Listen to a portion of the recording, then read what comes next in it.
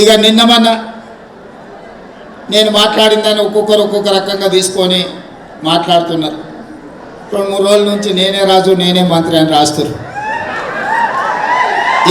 ఇట్లా ఆలోచన చేసిన పాలకులు కాలగర్భంలో కలిసిపోయినారని ఇంకొక ఆయన సన్నాయి నొక్కులు నొక్కుతున్నాడు. నేను ఎన్నడో చెప్పిన, అయ్యా మేము పాలకులం కాదు, మేము సేవకులము.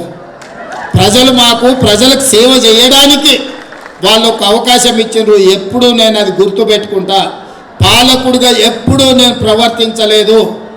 నేను సేవకుడిగా నా బాధ్యతలను నిర్వహిస్తున్నా, బాధ్యతాయుతంగా నిర్వహించాలి.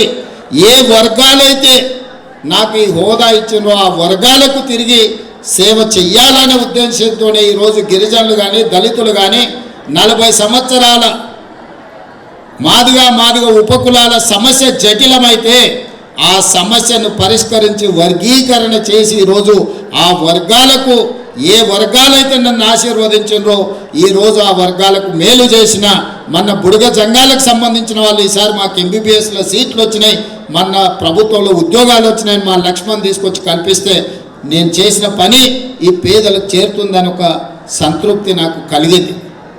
అదేవిధంగా ఈనాడు నేనే రాజు నేనే మంత్రి అనే విధానాన్ని వాళ్ళు ఏదైతే అనుకుంటున్నారో, నేనే ముఖ్యమంత్రిని, నేనే మున్సిపల్ మంత్రిని, ముఖ్యమంత్రి కాదు మున్సిపల్ మంత్రిని కూడా నేనే.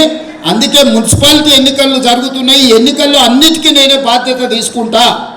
గెలుపు ఓటమి ఏదైనా శాఖ మంత్రిగా తెలంగాణ రాష్ట్ర ముఖ్యమంత్రిగా అది నాదే బాధ్యత.